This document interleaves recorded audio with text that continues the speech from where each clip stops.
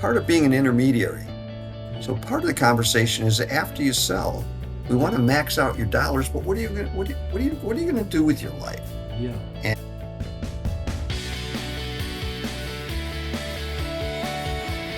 hey guys, welcome to episode 4 of the Mergers and Acquisitions show with Orrin and I. Orrin, how's it going? everything is great. How's everything with you, Neil? Yeah, no, good. I'm off to the ACE show tomorrow, so really excited about that. I've got been invited to the USG Elite Summit up in Napa at the end of the month. So Be fun. yeah, definitely got lots of activity in front of us. That's great. That's Hey, phenomenal. what about the industry, Orrin? It's been a month since we chatted. What's the chit chatter? Well, as far as mergers and acquisitions, I think there's a lot of activity. People who are doing the acquiring wants Yeah. to get everything closed this year. Mm-hmm. They don't want to wait for next year. If they're on a calendar January through December fiscal, Yep. they want all the revenue, starting off, in January. Yeah. They don't want to wait, February or March. Mm-hmm. I think Canteen is still running crazy. They're looking to acquire as much as they can and continue to grow. Yep. And I just think there's a lot of conversation, and I think in the coffee market, with coffee prices still extremely high, Mm-hmm. if they take the tariffs off, there's conversation that the price might plummet, and the cost of coffees might go down. Yeah. At the same time, Yeah. it's high, and it's been high now for almost a year. It's Yep. March, maybe half a year. But is it coming down in the next 3 to 6 months? I think people are a little concerned about tariffs, and I think they're a little bit concerned about coffee prices. I Right. think that's a major conversation. And that's the thing, right? This is about timing. And like you've always said, you always need to be ready to potentially go because of the timing, right? Look at what's happening geopolitically right now. We've got all sorts of crazy things going. Look what happened to Jeff, which we're going to recap the Jeff interview a little bit later Yeah. today. But look at Jeff. Along comes COVID and Yes. just ruined everyone. And those are the things that can come along. They can come in the form of national pandemics. They can come in the form of tariffs and all these products that are made overseas, coffee, cocoa, and all the different types of equipment coming in get stuck with tariffs, reduces everyone's profits, and that timing can ruin everything. Or sickness in the family. You just never know. I've seen people hold on, and we've said before, they treat it like a child instead of an asset because they've been at it for 30 or 40 years. Yeah. You have to remember it's an asset. Yep. And when is the best time? I could name 2 or 3 names right here that Yeah. held on. They were 20 million. They ended up selling for 10, 5 or 10 years later because they held on too long. Over the weekend, I found out one of my friends is paying a coach $10,000 a month to fly in on a private jet from Las Vegas to coach him to build a plumbing business. He's at around 10 to 12 million right now, and he wants to take it to 100 million. But anyway, pays this coach $10,000 a month. And I'm like, all right, well, listen, I'm always a sponge for coaching, but I definitely haven't got 10,000 a month. So I signed up for the guy's YouTube channel. What turns out it's a guy named Dan Martell, and he's one of those Tony Robbins types coaches. So I probably watched, 20 videos over the weekend. And I'll tell you what, Orrin, it's a lot of the stuff that you talk about. It's about being ready all the time, having fun in business, but getting things organized, getting your systems. It's about systems, culture, putting the expectations out there properly so everyone in the operation knows what to expect. That's all it is. And then give them the ownership.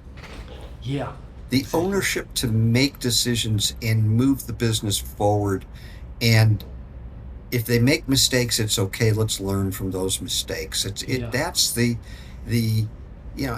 you can hire processors every day, Yep. but you're going to stay like this. Yep. If your team are owners Yeah. and are Totally. decision makers and given the authority to do that, Yep. it's just the rise is going to be like this And when you go to sell, Yeah. you don't have to be sitting in that corner office. Right. It's Yep. going to succeed without you. And Yep. that's the key. Love it. All Love you it. need to be is you need to be the guy with the orange flashlights on the runway to make sure the planes don't run in. It's got to be making sure everybody's going the right direction, rowing in the same direction, and not running into each other. So all you need to do at that point. Hey, well, let's get Yeah. into what we're going to chat about today. So today we want to just chat for a few minutes about our call last week with one of my favorite guys in the industry, Jeff Leider. He built his business with his brother, Scott, after they inherited it from their dad. What Yes. an amazing guy, right? And this is one of the things why I've stuck in this industry. Entrepreneurs in our channel who have got a lot of personality. They've put their heart and soul into it. And Yes. if you haven't seen that video, go to our YouTube channel and check it out. Yeah. It's a good one. Yep. Yeah. What did you think about Jeff? And obviously he told us he was totally honest about some of the things he did right, some of the things he did wrong. And he came out all right, but he definitely could have looked at things a bit differently if he knew how to go through this process. So I think what Jeff, my takeaway with Jeff is he did a lot of things that he wishes he did differently. Yeah. And while he still walked away okay, Yeah. Yep. he could have done things even better Yeah. if he had followed just what we've talked about Yeah. here. He could have went from good to great. in terms of Exactly right. Yeah. Exactly. He was very close. But when he realized, so when he started out, they were flying by the seat of their pants. There was no roadmap for success. It was very, like a lot of new entrepreneurs, flying in 1,000 different Yeah, directions. definitely. They were very, yeah, and it's okay, right? Yeah. That's the way it can happen. But over time, I mean, don't forget, they didn't take a salary. right. They were working for their dad and not getting paid anything for a good long period of time. Yeah. A lot of entrepreneurs out there who aren't pulling paychecks, they're Yeah. putting their money back into business. I thought that was very interesting that they really put that time and effort in early on, Yeah. which helped them be a better operator in the end and Yep. a better owner. But it was interesting that after how many years, they hired a consultant. Yeah. And the consultant came in and said, "Oh boy, we need to clean this up." Yeah. And his comment was, if we'd have done that earlier, Yeah. we'd have been so much more successful. Right. That's takeaway number one. Mm-hmm. Takeaway number two was they made the decision to sell shortly after the consultant. Mm-hmm. They never realized the extent that they could have if they had done that 5 years ago, 10 years ago. They didn't reap the reward of that. Right. And in my book, the other piece was it took him 9 months to sell. And he talked about taxes and how they got crushed with taxes. Yep. So when we're talking about merger, and we can dive into all of this stuff here, but when we're talking about mergers and acquisitions, and we talk about from day one, your business is for sale, run it that way. Yep. He ran it for a year, 2 years that way with the consultant. Somebody came in and offered him more money than they thought they could get for it, and they sold.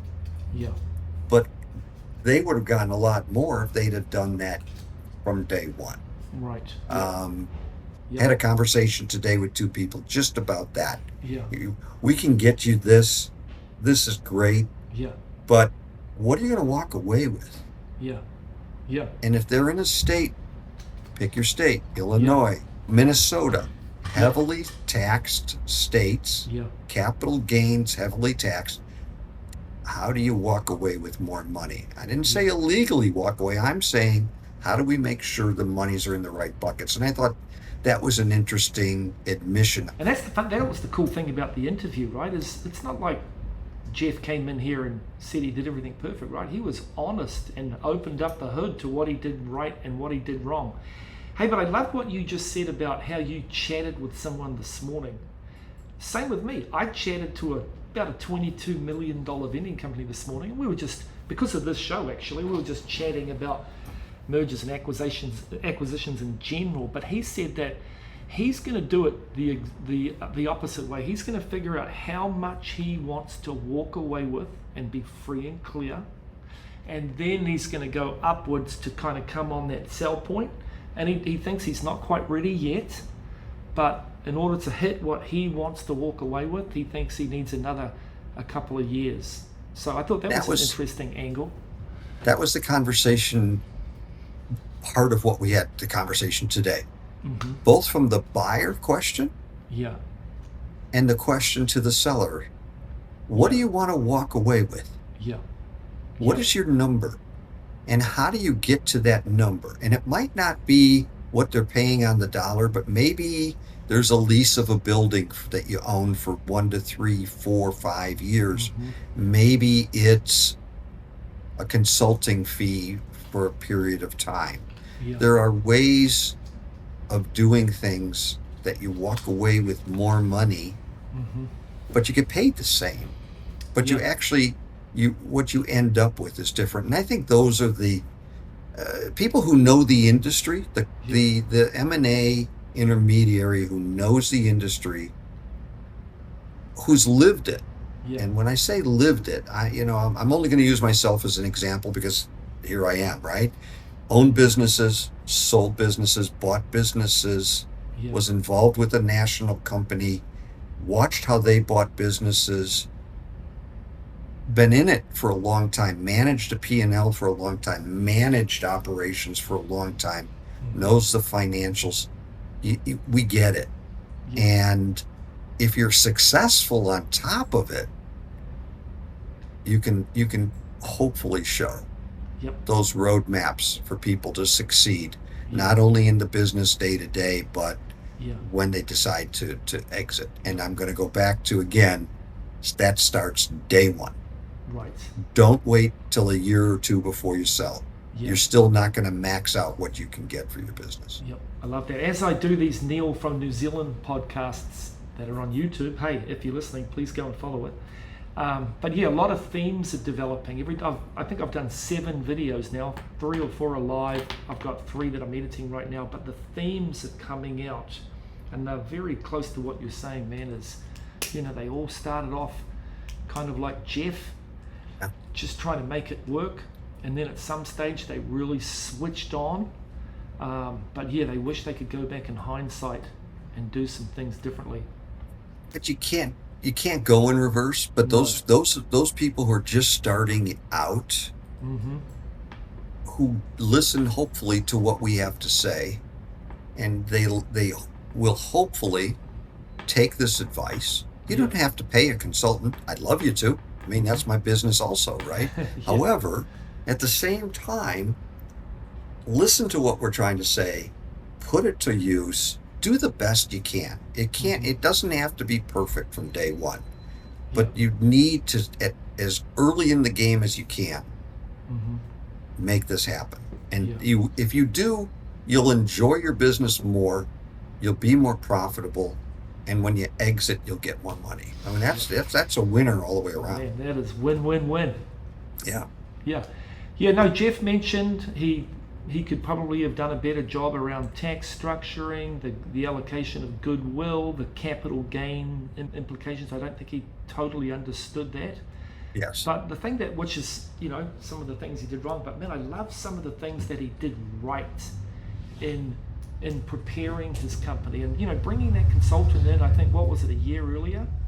Yes. And learning all these different techniques to set those expectations for every employee, so when they show up to work, they know exactly what to do to grow the business in the manner in that everyone, the ship is basically sailing in exactly the same direction. I love that.